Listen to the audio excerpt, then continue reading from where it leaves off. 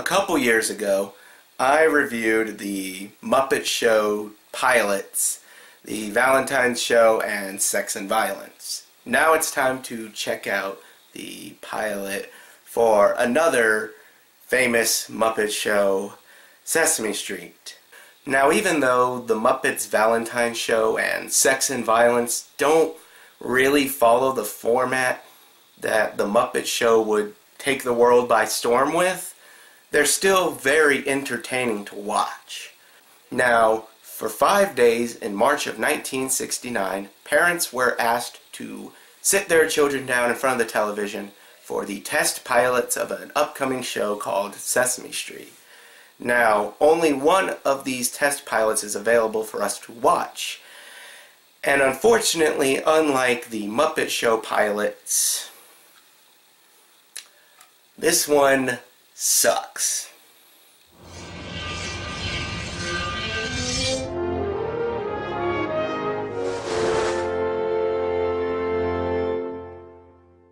Hello everyone, Joshua Gillespie here for Muppetational New Year's 2016. And if you haven't already closed out of the video and given me a glorious thumbs down, thank you for sticking around as we talk about the unfortunate Sesame Street Test Show 1. I don't want to just rip this apart, but I want to talk about what went wrong. So, let's start off with the story. The story of the first test show is there isn't one. The way this test show is done, I get what they were trying to do, like, oh, you're just popping back in with what's going on the street, but there's no coherent flow. It's like this is happening, then you watch some stuff, then this is happening, then you watch. But that's only one of this test show's problems. But first, let me talk about the things that I did enjoy. Well, for once, we get to hear the full Sesame Street theme song sung. It's nice to hear this verse that most people don't even know exists. It's a magic carpet ride. Every door is open wide to happy people like you. Happy people like, what a beautiful. Also, this D song. Late last week, a real old dog went out digging in a terrible fog, found some dice on a hollow log, and won a duck from a friendly frog. Before you guys in the comments start making D jokes, you're better than that. That was my knee. Ow. Another animation that I enjoyed was this little girl singing the alphabet, but she keeps getting interrupted by the God. I don't know, narrator? I don't know. Slower? What? I said slower. Oh, L-M-N-O-P. Not that slow. Now, this little segment was also shown during the pitch reel for Sesame Street, which I'm not going to review, but it has one of my favorite Muppet lines of all time. Hey, these kids can't read or write, can they? No, Then how's about we call the show Hey Stupid? Okay, back on track. Buddy and Jim. Buddy and Jim were a comedy duo that made a lot of appearances during the first season of Sesame Street, and then they were replaced by another comedy duo, and then another comedy duo, and yeah, that's that. But they make their first appearance here, and it's really funny. I actually really enjoy the Buddy and Jim sketches. Whether they fit into Sesame Street or not is up to you to decide, but I think they're funny. Right up here.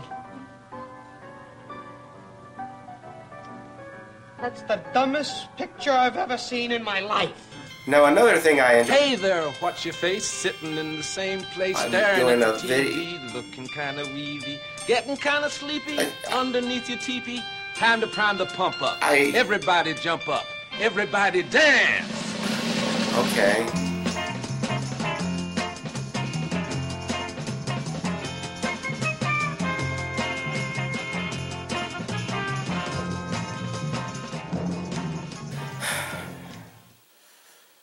There was a song about round things that I enjoyed.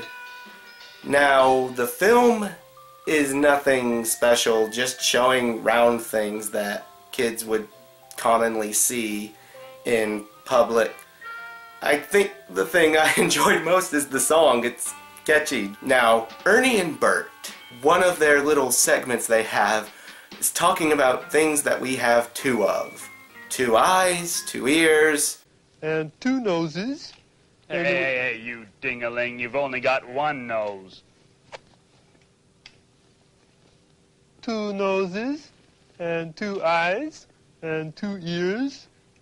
Too bad. It's silly and it's predictable, but in this test show, it's the best we've got. And finally, Batman. Batman. I'll get my turn again tomorrow. Okay, Batman. Now, during the first season of Sesame Street, for whatever reason, they decided to include segments with Batman and Superman. These segments are actually pretty good at being educational, such as learning to cross the street at the crosswalk. And some of these segments are a little dark. Night. If that car had been going a little faster, it could have finished him off forever. Always remember, Robin, no matter how much in a hurry you may be, always cross streets at the corner. Okay, so that's what I enjoyed about this first test show. What did I dislike? Well, the format. Just the lack of story and sort of just there's no flow. It just feels like a bunch of different street segments. It feels like a test. A failed one. Look at this scene and tell me if you notice something missing. What can it be? What can it be? What can it? I can't remember the last time Oscar wasn't in his trash can. There are no street puppets. I'm going to go ahead and spoil this, but when these test shows were done, the things that the kids enjoyed the most, what a surprise, were the Muppets. So, of course, they went in and added the familiar faces, and thank goodness they did. Not saying that Ernie and Bert aren't entertaining, but you need more than just them. It feels like they're just one of the segments. They don't feel like they're part of the whole of Sesame Street. Remember that D song that I just talked about how much I enjoyed it?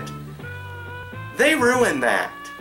After the song plays, Ernie, who at this point Jim hadn't really figured out a voice for him, so he sounds a lot like Rolf the dog. Did you see that D film? I love that D film. Can you roll that D film one more time? So it's repeated. Okay, understandable. And then they repeat it again. And again.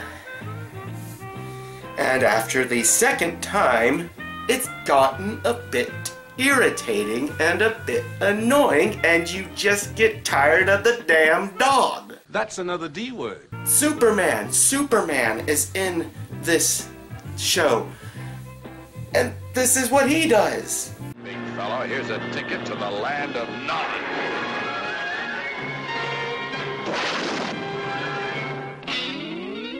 D. What does the letter D have to do with reflecting a beam from a gorilla?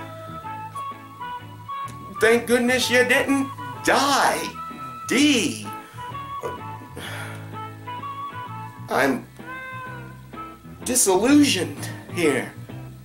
I probably sound like a douche, but I am Done. while we're on the subject of Gordon, Proto-Gordon is weird. Now that's a D word. Dear.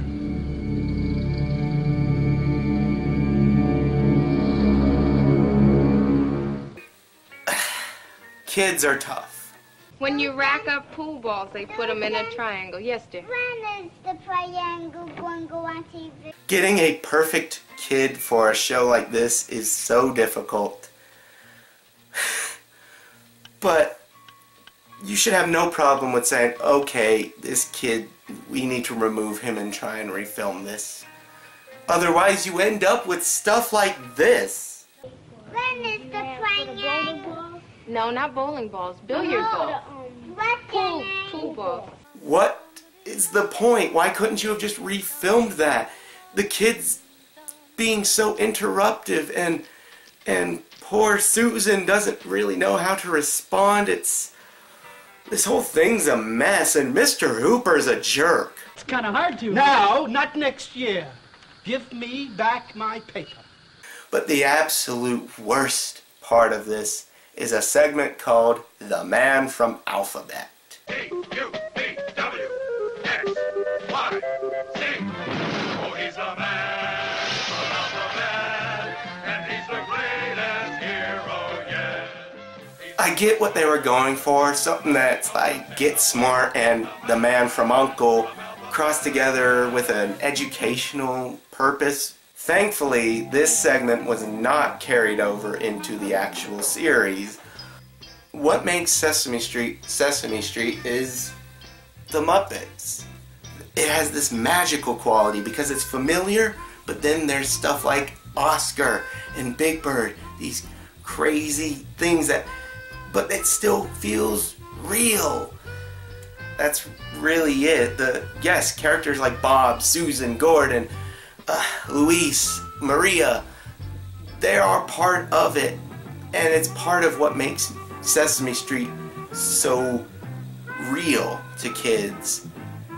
With this, it really just looks like they're looking into their own town, and some guys are like, hey, here's a song about the letter D. Wanna see it 7 more times? Yeah! Back in the day, kids shows were really, like, it felt like you were going to school. Like, hello, I'm your teacher, Mrs. Butterbottom, and today we will learn about the letter C. And that's what Sesame Street was trying to change. But with this, it feels so much like those, with little bits that make it different. And thank goodness they let Jim work his magic. Otherwise, this could have been such a failure. And look, now we are 47 years later. Obviously, it worked out. So yeah, Sesame Street Test Show 1. It's interesting. If you're interested in the history of Sesame Street, it's definitely worth looking at. But if you're just trying to find something to show your kid, please do not show them this. They will probably be bored out of their mind and probably hate you. So if you want your kids to hate you, show them Sesame Street Test Show 1. But if you're just interested in the history of Sesame Street, it's worth looking at. But for anybody else, I say pass. Thank you for watching.